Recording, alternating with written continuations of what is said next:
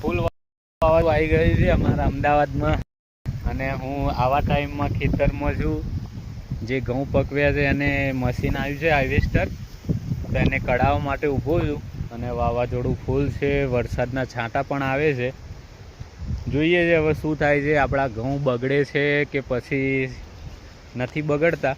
એ તો હવે પછી જ ખબર પડશે પણ આટલા વરસાદના વાવાઝોડામાં મેં જોયા છે રોજડા જે મારી તરફ જ આવી રહ્યા છે હું તમને બતાવું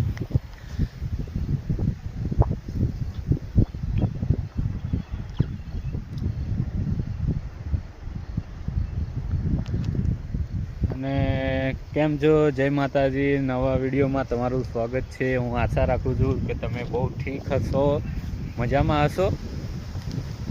એક નાનકડો બ્લોગર છું અમદાવાદનો છું સપોર્ટ કરો અને વાવાઝોડું તમે જોઈ શકો છો કેવું છે હું તો એક ખેડૂત છું તો આવું વાવાઝોડું આવો અચાનક વરસાદ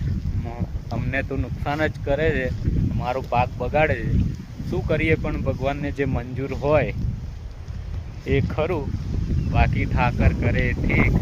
બાકી જોઈ શકો છો પવન કેવો જોરદાર છે અત્યારે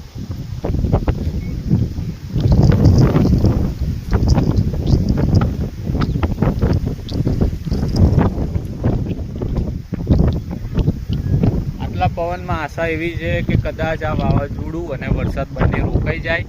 અને હું ઘઉં લઈ લઉં મશીન તો આવી ગયું છે હવે ખેતરમાં બસ બીજાના નીકળે છે